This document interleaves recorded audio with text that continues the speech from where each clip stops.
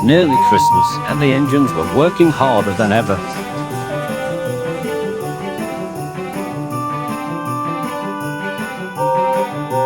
More passengers were going to their families, and Gordon and Giggleswick were double-heading more trains than ever. And more goods were coming to the docks, and Peter had to work harder, and Bill and Ben had more orders of china clay.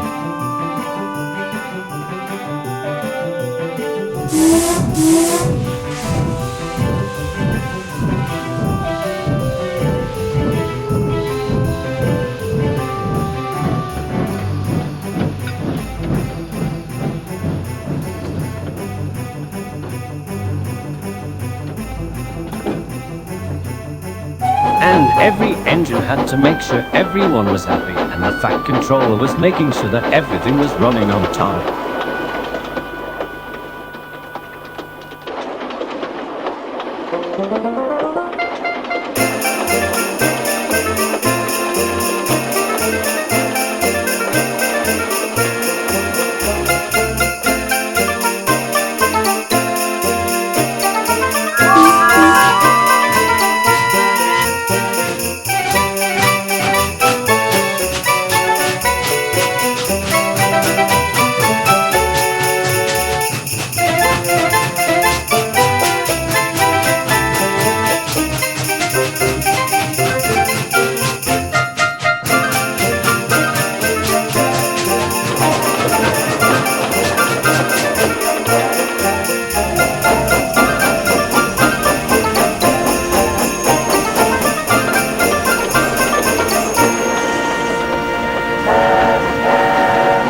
Every engine loved Christmas time except one.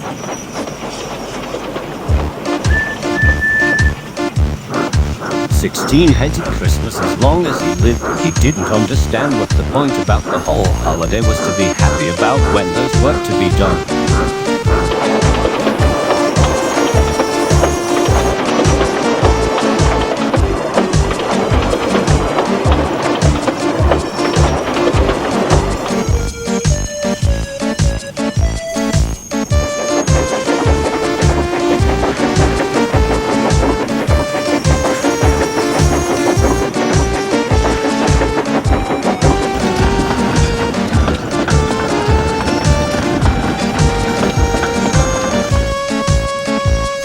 The engines were fed up with him and wanted him to be happy in the Christmas spirit, but none knew how to do it.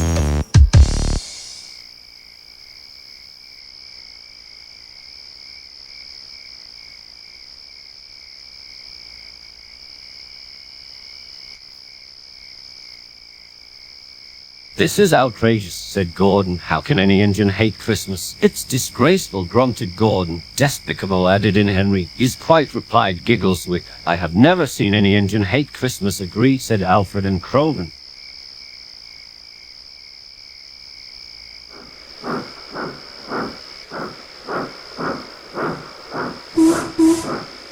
"Don't start complaining," moaned Murdoch, and he talked about how some people and engines never celebrated Christmas because they came from bad yards and homes.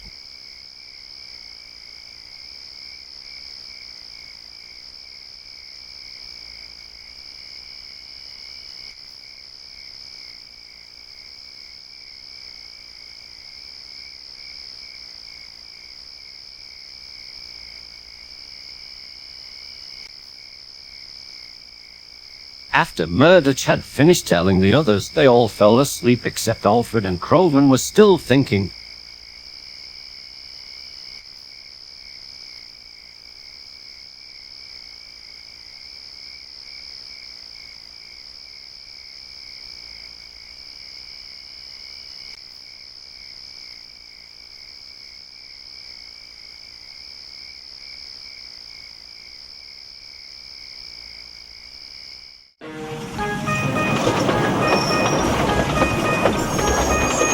The next day, the day before Christmas, Sixten was shunting in the yard. He was shunting some trucks when the Fat Controller arrived.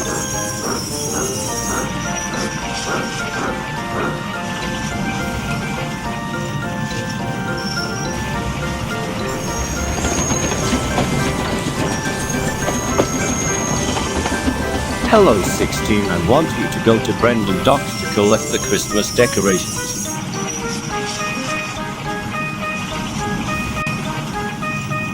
But sir, said 16, can't you get anyone else to get the train?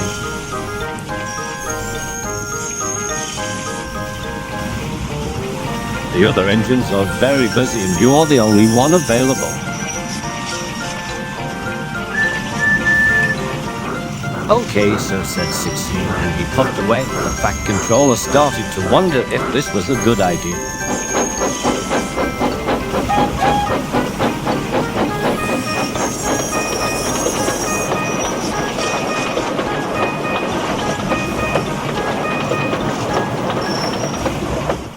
"16 puffed down the Brendan branch line. Boko and Trevor greeted him, but he paid no attention.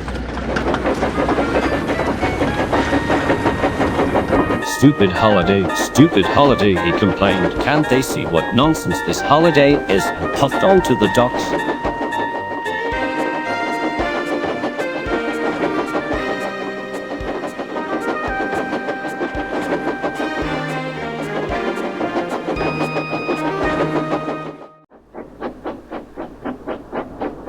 When he arrived, he backed down on his train. Salty was next to him as he coupled up. "Ahoy there, 16, said Salty. "Merry Christmas."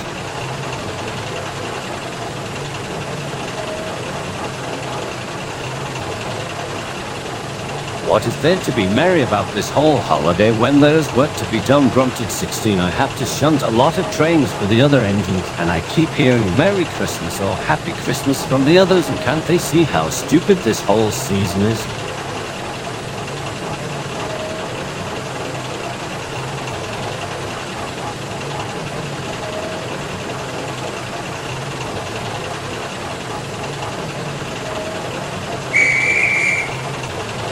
Then the guard's whistle blew and then 16 started. While struggling to pull the heavy train, Salty chuckled as 16 puffed away. "He'll be in trouble," he said.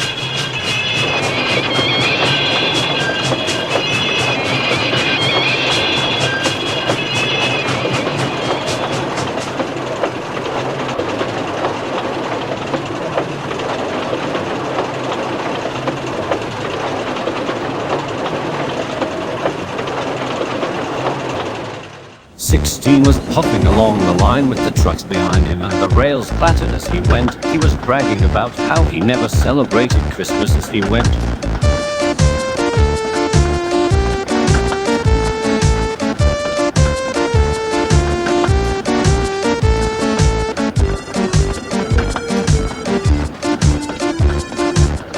"This is how every engine should work. Work like Christmas never existed. I'll make sure that everyone will act like Christmas never existed." The trucks fed up with 16's compliments, decided to teach him a lesson.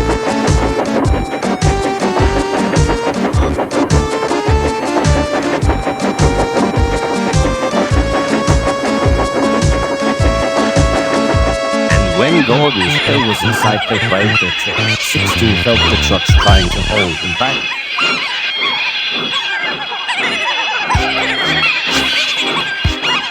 "No, you don't," he said, and he puffed and pulled his hardest. The trucks went to the next stage of their plan.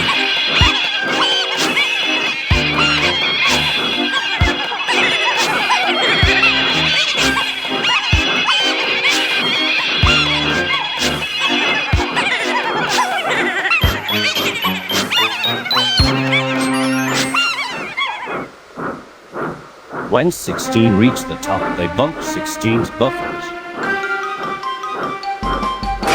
Oh, they laughed. "Oh no, cried 16. The trucks didn't care. They pushed 16 faster and faster down the hill.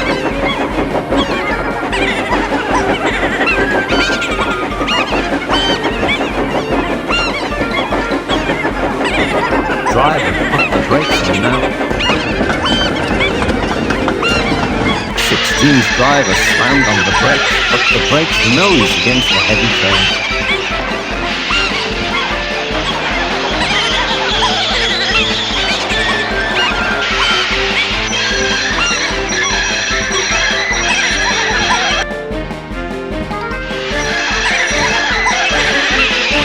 16 didn't know what to do as they raced around the bend. They were unaware that the left side of the tracks was slipping from the muddy slope.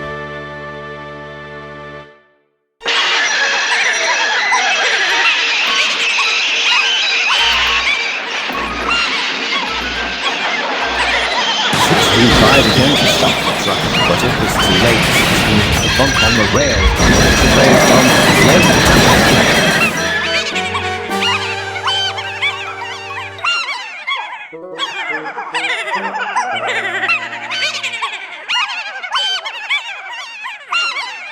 Luckily, no one was hurt.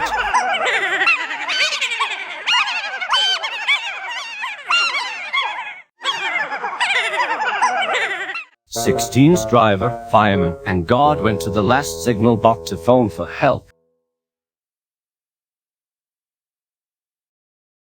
While 16 stayed where he was with the truck's company, he started to think about his horrible behavior.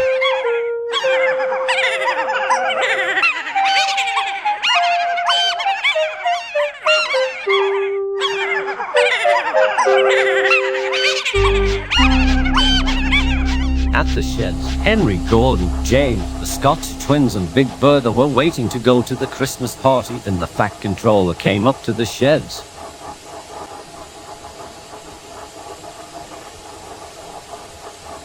I just got a phone call from the Wellsworth signal box. 16's crew and guard called saying that 16 crashed between Wellsworth and Crosby. Donald and Douglas, can you two take the cranes and rescue? And Big Bertha, can you help the twins with the cranes and then bring 16's train back here?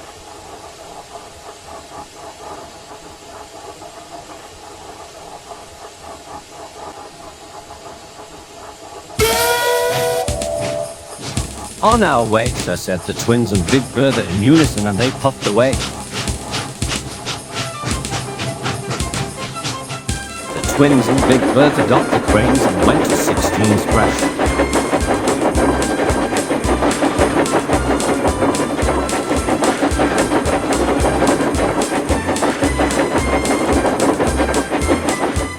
He was freezing in the icy lake, regarding his behavior to everyone. Then he heard 3 whistles in the distance. When the twins and Big Bertha arrived at the crash site, the twins began to laugh. Oh, poor laddie, that's what you get for being in a bad mood on Christmas, lad, said Donald.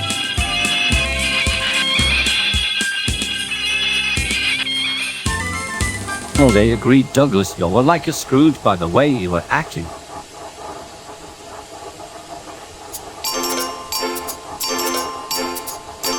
16 didn't say anything, he was too cold to speak. Don't worry, 16, said Big Bertha sweetly, we'll have you back on the rails.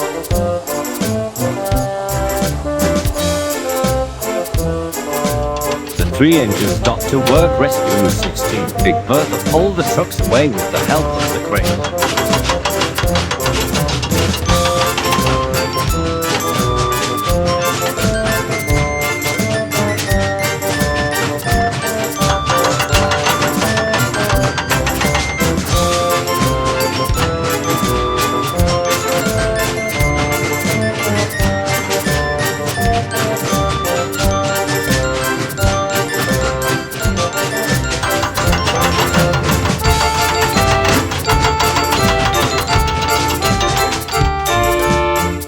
She soon popped away with 16's train, and the twins stayed to pull 16 back on the rail.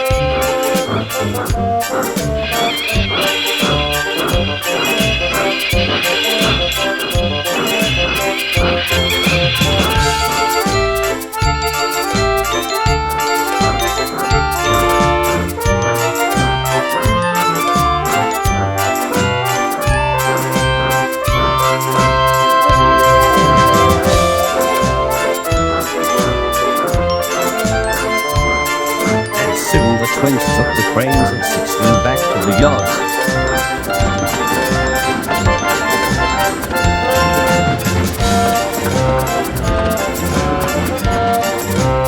When they arrived, the station yard was silent. 1, 2, 3, shouted a voice, and the station then lights up as if it were magic, with decorations and Christmas lights. Tank, tender, and diesel engines were there.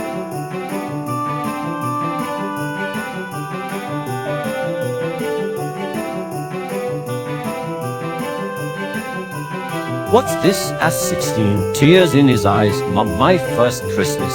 Of course, 16 smiled, the fat controller. Your crew told me when you arrived from your old railway, and we thought that you should celebrate this Christmas party with us.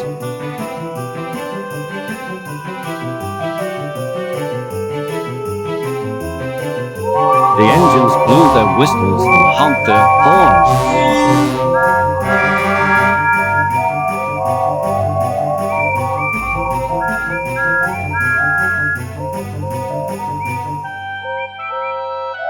16 didn't know what to say. He was too touched by his first Christmas party.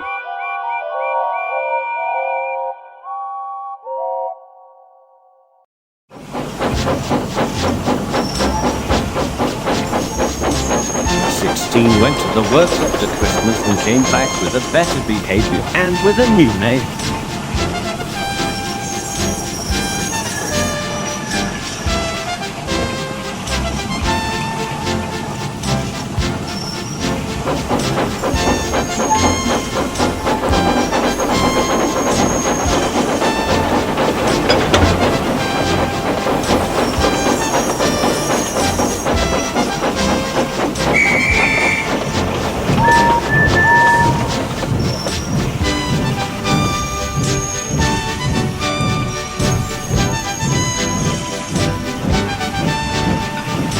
He is now Sheffield and has a better mood when Christmas is around.